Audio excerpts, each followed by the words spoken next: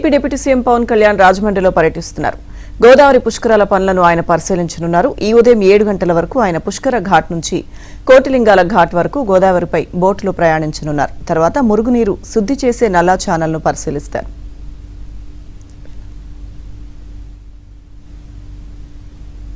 Deputy CM Pawan పర్యటనకు సంబంధించిన పూర్తి సమాచారం మా ప్రతినిధి రాజబాబు లైవ్ లో అందిస్తారు. రాజబాబు,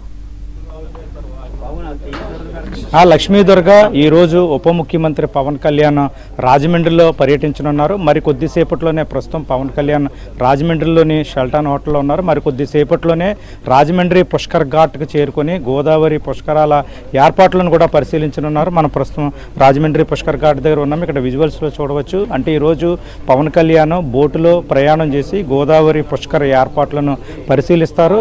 ప్రస్తుతం పుష్కర ఘాట్ నుంచి కోటిలింగాల ఘాట్ వరకు సుమారుగా గంట సేపు ఆయన బోట్లోనే ప్రయాణం చేసి గోదావరి పుష్కరాల పనులను కూడా పూర్తి స్థాయిలో ఆయన పరిశీలించనున్నారు. మనం ఇప్పటికే పవన్ కళ్యాణ్ పర్యటనకు సంబంధించి అధికారులు కట్టుదిట్టమైన భద్రతా ఏర్పాట్లు కూడా చేయడం జరిగింది. మనం విజువల్స్లో చూస్తున్నాము. ప్రస్తుతం మరికొద్ది సేపట్లోనే ఇక్కడికి పవన్ కళ్యాణ్ చేరుకొని ఇక్కడ బోట్లో ప్రయాణిస్తారు. అంటే ప్రస్తుతం గోదావరి పుష్కర పనులు ఇప్పటికే ప్రారంభమయ్యాయి.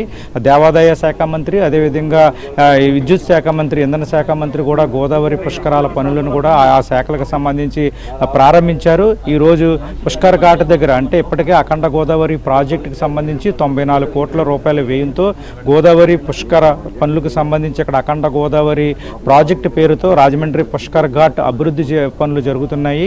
ఈ పుష్కర్ ఘాట్ అభివృద్ధి పనులతో పాటు అదేవిధంగా కోటిలింగాలు అంటే ఆసియా ఖండంలోనే భారతదేశంలోనే అతిపెద్ద ఘాటుగా ఉన్న కోటిలింగాల ఘాట్ను కూడా పవన్ కళ్యాణ్ పరిశీలిస్తారు.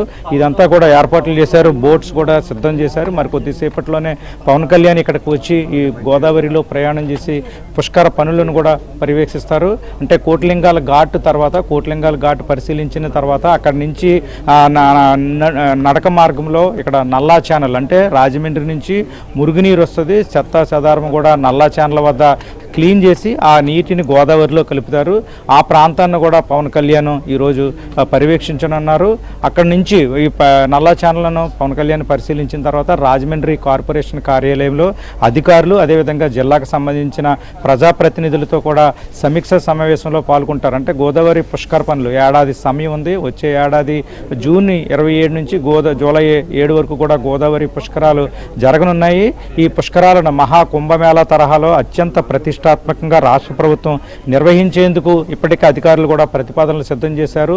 రాష్ట్ర ముఖ్యమంత్రి చంద్రబాబు నాయుడు కూడా ఇప్పటికే జిల్లా అధికారులతో కూడా పలుమార్లు సమీక్షలు చేసి గోదావరి పుష్కరాలను అత్యంత వైభవంగా ఆ మహాకుంభమేళా తరహాలో నిర్వహించాలని ఏర్పాట్లు చేయాలని కూడా ముఖ్యమంత్రి చంద్రబాబు కూడా అధికారులకు దిశానిర్దేశం కూడా చేశారు. ఈ నేపథ్యంలోనే ఈరోజు పవన్ కళ్యాణ్ పర్యటన కూడా అత్యంత ప్రాధాన్యత సంతరించుకుంది. పవన్ కళ్యాణ్ పర్యటన ద్వారా గోదావరి పుష్కరాల పనులు మరింత వేగంగా జరిగే అవకాశం ఉందని కూడా అధికారులు అయితే కనుక చెప్తున్న పరిస్థితి అయితే నెలకొంది. మరో పక్క చూస్తే కనుక గోదావరి 2027లో జరగనున్న గోదావరి పుష్కరాలను కాలుష్య రహిత పుష్కరాలుగా నిర్వహించాలనేది రాష్ట్ర ప్రభుత్వం లక్ష్యంగా నిర్ణయించుకున్నది. గోదావరి జలాలు ఇప్పటికే కాలుష్యం అవుతున్నాయి. అంటే మనం ఉన్న పుష్కర్ ఘాట్ పైన నల్లా ఛానల్ ఉంది. నల్లా ఛానల్ దగ్గర మురుగునీరు గోదావరిలో కలుస్తుంది. అదేవిధంగా మనం ఉన్న పుష్కర్ ఘాట్ దిగువన ఆవా ఛానల్ ఉంది. ఆవా ఛానల్ దగ్గర కూడా మురుగునీరు గోదావరిలో కలుస్తుంది. అంటే గోదావరి పుష్కరాలకు సంబంధించి మురుగునీరు గోదావరిలో కలవకుండా కాలుష్య రహిత గోదావరి పుష్కరాలను నిర్వహించాలని రాష్ట్ర ప్రభుత్వం భావిస్తుంది. ఈ నేపథ్యంలోనే ఈరోజు పవన్ కళ్యాణ్ కూడా నల్లా ఛానల్ను పరిశీలిస్తారు. గోదావరి జలాలు కాలుష్యం అవ్వకుండా కూడా ఒక ప్రణాళిక, శాశ్వత ప్రణాళిక కూడా చేసే అవకాశం ఉందని కూడా రాజమండ్రి వాసులు, అధికారులు కూడా ఎదురు చూస్తున్న పరిస్థితి అయితే నెలకొంది. అంటే గోదావరి పుష్కరాలకు వచ్చే ఏడాది జరగనున్న గోదావరి పుష్కరాలకు 8 కోట్ల నుంచి 12 కోట్ల వరకు యాత్రికులు పెద్ద ఎత్తున వస్తారు. కాబట్టి వాళ్ళందరికీ రవాణా, భోజన, వసతి సదుపాయాలు కూడా కల్పించాలనేందుకు రాష్ట్ర ప్రభుత్వం కూడా అధికారులు ఏర్పాట్లు చేస్తున్నారు. మరో పక్క చూస్తే కనుక గోదావరి నదీ ప్రక్షాళన చేయాలి, గోదావరి కాలుష్యం నుంచి కాపాడాలి అనేది రాజమండ్రి ప్రజల చిరకాల వాంఛ.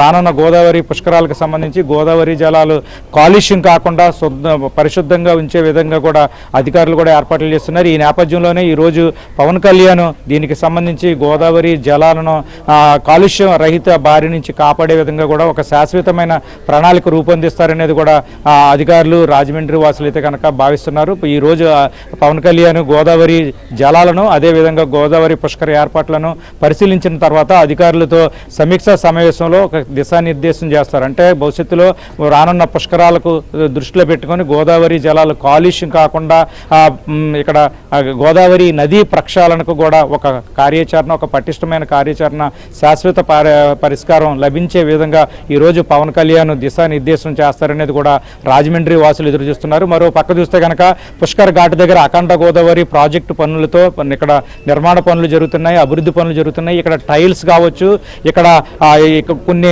నిర్మాణాలు చేయడం వల్ల పుష్కర్ ఘాట్ మరింత ఇరుకుగా అయిపోతుంది, వచ్చే యాత్రికులకు ఇబ్బంది ఉంటుంది అనేది కూడా రాజమండ్రి వాసుల నుంచి తీవ్ర వ్యతిరేకత వ్యక్తమవుతుంది. అంటే ఇక్కడ పుష్కర్ ఘాట్కు వినియోగించే టైల్స్ నాణ్యత లేవు, అదేవిధంగా పుష్కర్ ఘాట్లో నిర్మాణాలు వచ్చే పుష్కరాలకు ఇబ్బందికరంగా ఉంటాయి, యాత్రికులకు ఇబ్బందిగా ఉంటాయి. ఇప్పటికే పుష్కర్ ఘాట్ ఇక్కడ ఇబ్బందికరంగా ఉందనేది కూడా రాజమండ్రి ప్రజల నుంచి ఇక్కడ డిమాండ్ వ్యక్తమవుతుంది. మరో పక్క చూస్తే కనుక గత పుష్కరాల్లోనే పుష్కర్ ఘాట్ వద్ద 29 మంది యాత్రికులు చనిపోయారు ఇక్కడ తొక్కిసలాట్లోనే.